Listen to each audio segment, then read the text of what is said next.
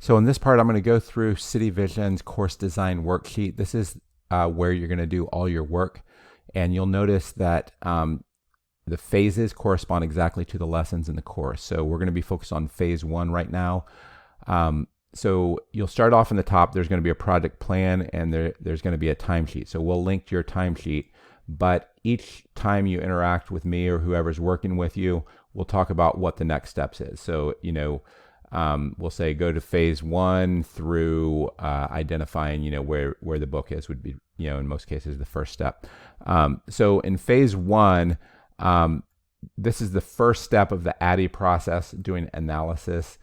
This is really intended to be more of brainstorming, getting a bunch of ideas before going into the formal course blueprint. And if you remember, there were 4 different components of this: internal stakeholders, external stakeholders, learning from the field, and capabilities and content research. So in the first part, what you're actually doing is you're going through the materials that we covered around the values, and a lot of the values that we talked about, really the first 2 presentations that you had in the course. That was the big picture. A lot of that was to inform, honestly, this first item. So I would recommend, as you go through this really isn't going to make sense unless you're actually looking at those slides again, and you might revisit some of those videos as you go through. So this is intended to tie back in. And then also, if you went through City Vision's onboarding for new adjunct faculty, our faculty training, lesson 1 of that covers a lot of City Vision's mission, culture, and values. So you're going to try your best to fill this out. And in this example, I'm going to be using a course that City Vision designed, that I helped design for City Vision, called Leadership in Diverse and Under-Resourced Communities. So based on City Vision's missions, values, and culture, what will make your course different from similar courses in the field? What are your distinctives for the course? So in this course, really what we did, and this is usually what we do with a lot of courses. So we said, we're going to apply the Jesus lens to this. So it's going to have deeper faith integration. So this one is strong faith integration.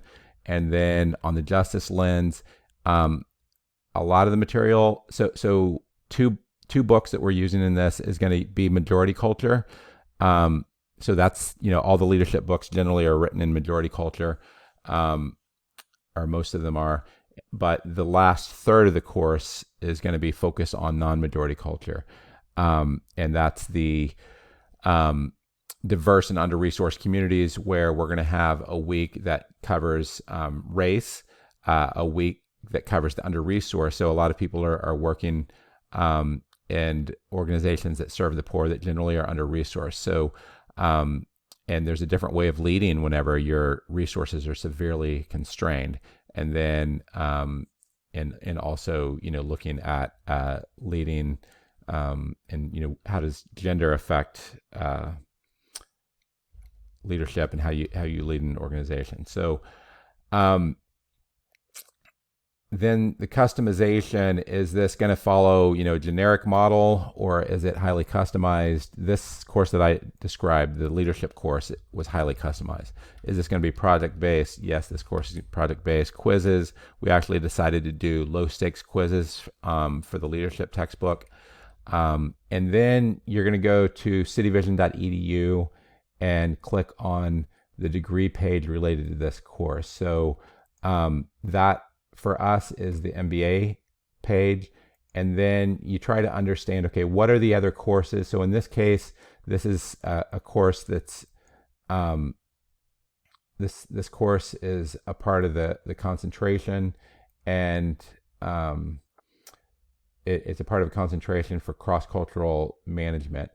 And you can see that there's other related courses for this. It's also worth noting, and a lot of these questions are going to relate to the slides. If you go to the presentation that I had last week. So this is, if you're in management and ministry, where in the competing values framework does this fit into? And parts of this fit over here, and parts of it fit over here, to be honest. So I put it over here because the under-resourced part requires a lot of innovation, but usually leadership is going to be kind of covering both of these quadrants. If it's a ministry course, you want to think about where it is there. But if you're in addiction counseling, you're assessing where this course fits in there. So again, as I mentioned, it can be helpful to revisit my last presentation and some of the slides related to that. So that's what all these questions really are asking. And essentially what you're trying to do is, one of the most common things people do is they just say, hey, this is really important in the field. And then they write a course that 2/3 of it overlaps with another course that we have. So it's really important for you to understand, how your course fits in to things.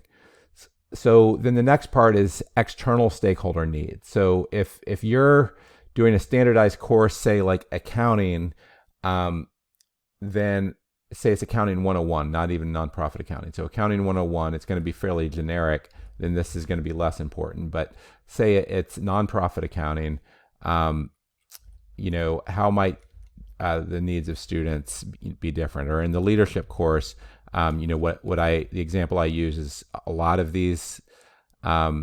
our students are working at Christian nonprofit organizations that have very diverse staff, and they have very diverse clients, and they're under-resourced.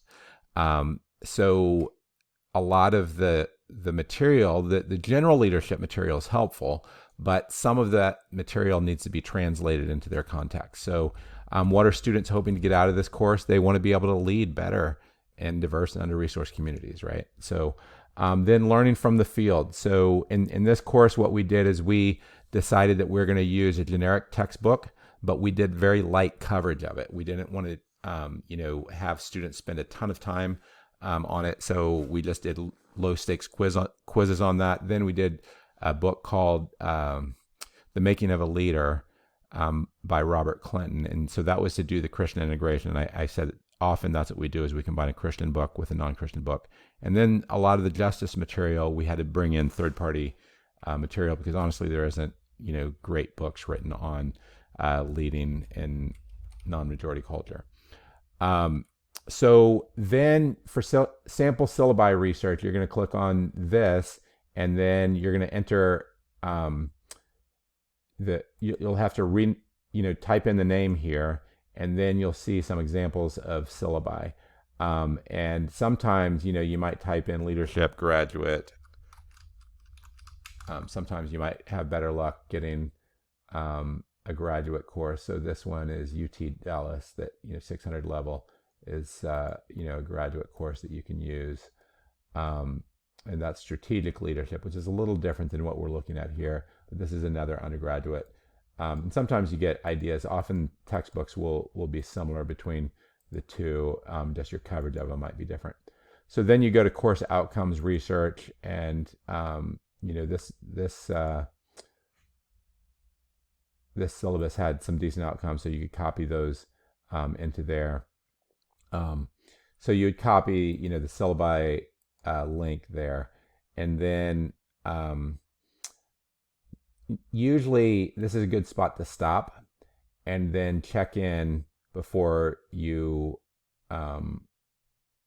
will go in. And once we identify the book that you're going to use, then you can copy the outline here. So you just have the material. And part of what you'll do is you'll use this outline later whenever you actually write the blueprint. Now, the fourth section is the capabilities and content research. And what you're really looking for is to find resources beyond books that you can use in your course. And we'll talk later, we use multimodal learning, which usually comes down to providing videos in addition to text, often to reinforce each other. So, here you're going to try to identify articles and that may help support the book that go beyond, any textbooks that you use, and then videos. So this could be free sources, like YouTube and Vimeo. It could be DVDs. I often will look to see if there's DVDs, especially for Christian material, or subscription services like Right Now Media. And then on YouTube, I'll often look to see if there's playlists. So like leadership, there's, a ton of playlists of an entire course that you can use. And then I'll find, some key topics. And then, looking at, are there free open courses? Are there free massive open online courses? And then if you're using a standardized textbook, a lot of textbook vendors will have instructor resources, and you want to link to the instructor resources, and then you want to identify what's available. PowerPoints will often just provide those to the students so they could kind of see an outline of the material. Quizzes. So in this case, in the leadership course, we had PowerPoints and quizzes that we used. We didn't use anything else. And then, are there available templates? So whenever I did a strategic nonprofit strategic planning course, there was a really helpful, workbook that was provided by the textbook provider, and I kind of adapted that into a Google Doc. So, and then you'll get feedback on this, and I'll interact with you. And the idea is we want to understand, all these details, and all that is going to inform the next phase that we go to, where you actually try to do some of the course outcomes and outline. So hopefully this is helpful, and if you have questions, send me or whoever's working with you on this an email.